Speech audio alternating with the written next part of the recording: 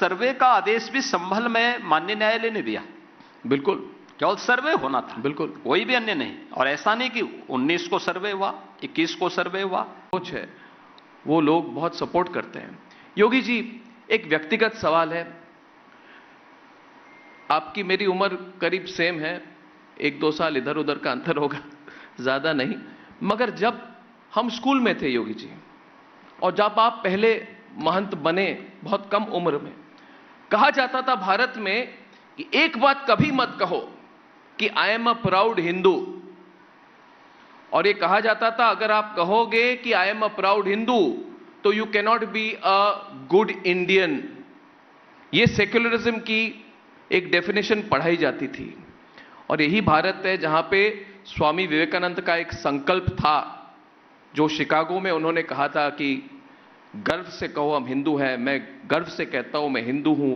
और प्राउड हिंदू वाली जो बात है वो लोग करते हैं। आज ऋषि सुनाक भी कहते हैं आई am a proud Hindu. America में तुलसी गबार्ड तक कहती है आई एम अ प्राउड हिंदू। और वाजपेयी जी का जो फेमस कविता है, हिंदू तन मन हिंदू जीवन, रग रग हिंदू मेरा परिचय। महाकुंभ महाकुंभ को सेंटर में रखते हुए अगर इस चीज को देखी जाए तो योगी जी, क्या राष्ट्रवाद जिसकी बात आपने कही, राष्ट्रवाद को लेकर जो आपकी अप्रोच है, राष्ट्रवाद एक तरफ और हिंदुत्व एक तरफ, और जो आपने कहा सजग हिंदू, हिंदू एकता, हिंदुत्व और राष्ट्रवाद, क्या आपको लगता है कि राष्ट्रवाद को भी एक नई दिशा दे सकती है इस बार का जो महाकुंभ हो रहा है, 144 साल बाद इस तरह का महाकुंभ? क्या एक नई ऊर्जा राष्ट्रवाद को मिल सकती है? देखिए, भारत का सौभाग्य है कि उसे एक यशस्वी नेतृत्व प्रधानमंत्री मोदी जी के नेतृत्व में मिला है, जिनके यशस्वी नेतृत्व में विरासत और विकास का एक अद्भुत संगम देखने को मिल रहा है। कुंभ उसी भारत की आध्यात्मिक विरासत का एक ऐसा मजबूत प्लेटफॉर्म है जो न केवल हिंदू एकता के लिए बल्कि राष्ट्रीय एकता को भी एक नई ऊंचाई तक, वैश्विक मंच तक प्रस्तुत करने में सफल होगा। और यह प्रधानमंत्री मोदी जी के कारण ही संभव हो पाया है कि प्रयागराज का जो महाकुंभ है, यह 19 में यूनेस्को ने भी इसे अपनी उस महत्वपूर्ण सूची में मानवता के अमूर्त सांस्कृतिक धरोहर के रूप में मान्यता दी। तो आज हम उसी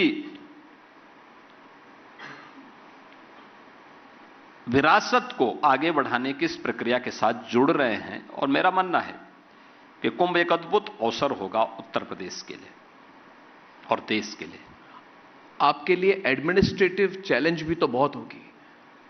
लोग कह रहे हैं 40 से 45 करोड़ सनातनी वहां पे पहुंचेंगे, इसको मैनेज कैसे करेंगे? इसके लिए सिक्योरिटी अरेंजमेंट्स, एडमिनिस्ट्रेटिव अरेंजमेंट्स के बारे में सारी तैयारी रहेगी। लोग दर्शन करने के लिए आए, श्रद्धा के साथ डुबकी लगाने के लिए त्रिवेणी में आए, उनको बहुत कुछ देखने को मिलेगा प्रयागराज में आकर के, और नया प्रयागराज के दर्शन होंगे, जिसके लिए प्रयागराज आजादी के बाद बहुत सारे लोगों ने अपनी राजनीति का केंद्र प्रयागराज को बनाया होगा। जी जी जी, बहुत सारे लोगों की पीढ़ियां वहां से तरी होंगी जी जी, भारत के राजनीतिक शिखर पर जी। लेकिन प्रयागराज को एक कहां लेके गए थे। और आज मोदी जी के प्रयागराज में अगर आप देखेंगे, या मोदी जी के काशी को आप देखेंगे और मोदी जी के अयोध्या को आप देखेंगे, तो कैसा दर्शन होगा। एक बार देखें तो वे लोग जिनको कभी प्रयागराज ने पीढ़ियों को आगे बढ़ाने का काम किया था, तो प्रयागराज और आज के प्रयागराज की तुलना करें। योगी जी, एक सवाल है कि कुछ लोग घर वापसी का मजाक समझ रहे थे, मगर आजकल एक ट्रेंड यह भी है, और मैं किसी धर्म का नाम नहीं ले रहा हूं, कि जिनके पूर्वज हिंदू थे, किसी दबाव में धर्म बदल ली थी उन्होंने, वो वापस सनातन के पथ पर लौट रहे हैं। क्या ये एक नया सोशल ट्रेंड है? इसको आप कैसे नोट करते हैं? और ये सिर्फ उत्तर प्रदेश तक सीमित नहीं है, उत्तर प्रदेश से कई रिपोर्ट आती हैं, अन्य जगहों पर भी हैं, इसको आप कैसे देखते हैं? देखिए, अगर कोई सच्चे अंतःकरण से वापस आना चाहेगा तो उसका स्वागत होना चाहिए और ये मान के चलना चाहिए कि अगर सुबह का भोला सांझ को घर आ जाए तो उसको भटका नहीं बोलते। वापस आ रहा है तो किन्हीं कारणों से किसी कालखंड में कुछ हुआ है तो दबावश, लोभवश, किसी अन्य कारण से वापस आता है और सनातन धर्म के मूल्यों और मर्यादाओं का पालन करता है तो हमें उसका स्वागत करना चाहिए। मैं इसका पक्षधर हूं। योगी जी, महाकुंभ के बाद योगी आदित्यनाथ के लिए सबसे बड़े चैलेंज क्या हैं? 2027 की बात तो लोग करते हैं, मगर महाकुंभ के बाद क्या आपकी राजनीतिक चुनौतियां बहुत हैं? क्या 2027 के बारे में आप सोचते हैं कि आपके लिए सबसे बड़ी चुनौती है?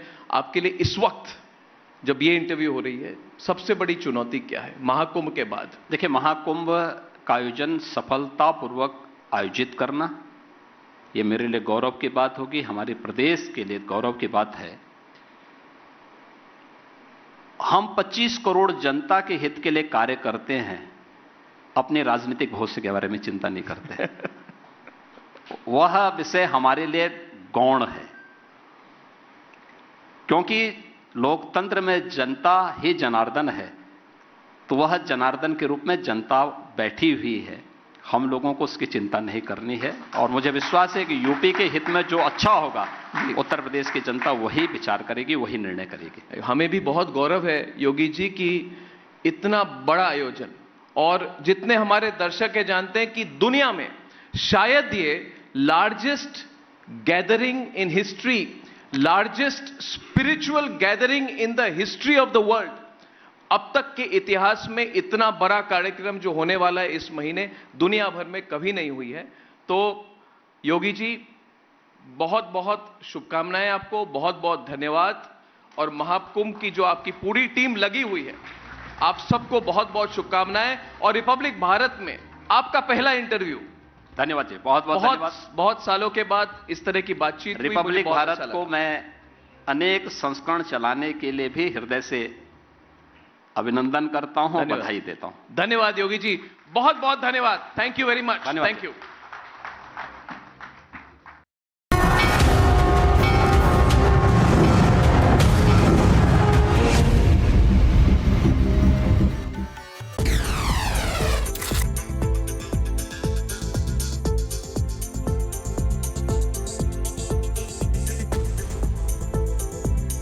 आप देख रहे हैं रिपब्लिक भारत, आपके साथ मैं Sujata Kukreti, Republic media network headquarters से।